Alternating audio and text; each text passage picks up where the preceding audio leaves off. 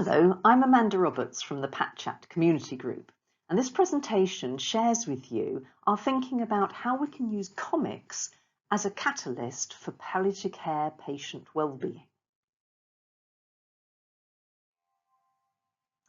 So we're going to start by introducing the Patients Changing Things Together, or PatChat initiative, then move on to explore why and how we decided to use comics to support patient-led change. And finally, we're going to invite you to think about the applications of what you've been hearing to your own learning and practice. The Patients Changing Things Together initiative was a response to the COVID pandemic. Our local hospice was unable to continue to provide day therapy support for patients with a life-limiting illness. And so to fill the gap until normal services could resume, I introduced an online support group. We learned we not only wanted to support one another, but also wanted to take action to make a difference to things which mattered to us. This would support our well-being by giving us a sense of agency. We therefore formed a working group of patients, carers, clinicians, researchers, academics and volunteers who together developed the PatChat initiative. So PatChat is an online facilitated peer support initiative for adults with a life-limiting illness. We meet for an hour a week for 6 weeks, and participants share a small, doable change they wish to make in their lives. They're then supported to plan and carry out actions needed to bring this change about. The initiative aims to support participant well-being through helping them restore a sense of positive self and agency. So as facilitators, we're interested in how we can best support our group participants to make their change. So we wondered, what could we learn from what others had done to help us best support our participants? 3 key ideas came from our reading. The first was systems thinking, then storytelling in figured worlds, and finally, communities of practice. Our reading about systems thinking taught us that we need to take account of the existing context into which initiatives are introduced to ensure their success. Traditional service design models consider elements like setting, resources, social norms, political context, relationships, and so on. However, new MRC and NIHR guidelines focus instead on understanding interventions as events in systems with interacting variables. These variables do not interact in a predictable way, but can be altered by one another, including by the people within the system.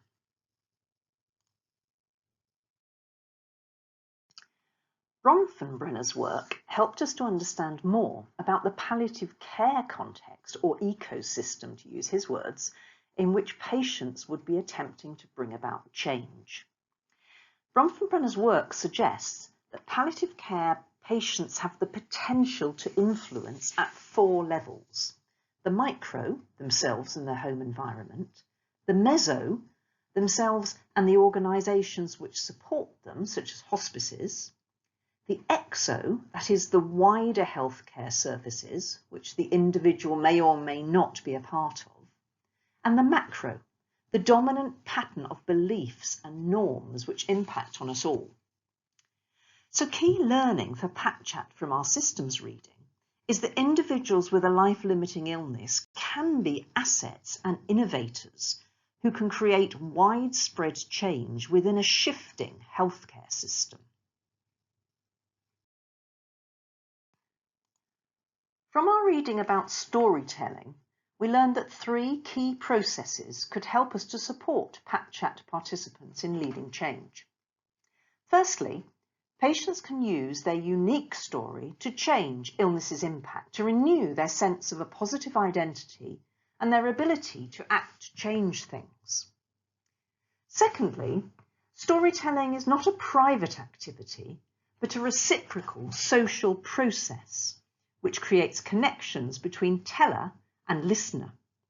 Storytellers narrate action and listeners react in their unique way. Finally, individual patients' values and goals can allow them to scope out ways forward and to take action to change things which matter to them. The idea of counter stories which challenge current norms and practices is of particular importance in understanding patient leadership. The concept of figured worlds is useful here. Figured worlds are imaginary realms in which we can embrace new frames of understanding and transform who we are. Imaginatively entering a figured world in which they can challenge assumptions about the impact of their illness can support palliative care patients to take action to secure the identity they seek. Key learning for PatChat is that listening to and telling stories can support individuals with a life-limiting illness to regain a positive sense of self and take action to make a change which matters to them. Finally, our reading about communities of practice taught us about the relationships between people, activities, and contexts which support newcomers to develop as full members of any community's activities. We can see a PatChat support group as a community of practice where identities can potentially be reformed. The unstable nature of systems gives people within such communities of practice the opportunity to change things, not only at a personal level, but at a systems level, through questioning what is of value and how well the system provides this. So, developing a positive sense of self in a community of practice might allow PatChat participants to build on or question system norms, creating the potential for ecosystem-wide change. So, what has this got to do with comics? Our reading has taught us that in order to support PatChat group participants to lead change, we need to recognise the potential offered by a dynamic context. We need to utilise storytelling's processes to effect change across the palliative care ecosystem. And finally, we need to capitalise on PatChat groups' capacity to support positive identity change. Comics allow us to bring these individual jigsaw pieces together to allow us to support participants in leading change. They suggest multiple dynamic contexts through their juxtaposed panels and characters' activities.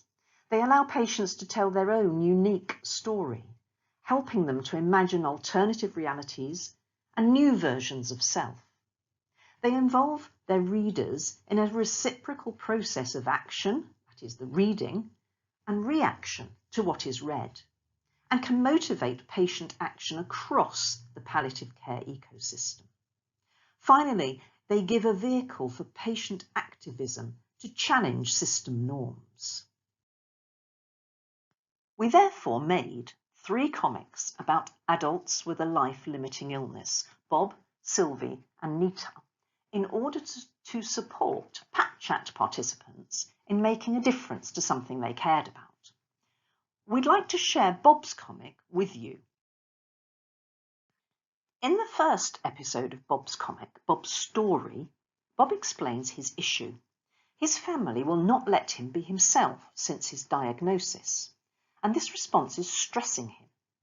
He understands that they're trying to help, but it's not working for him. The comic allows Bob to tell his own unique story in his own way.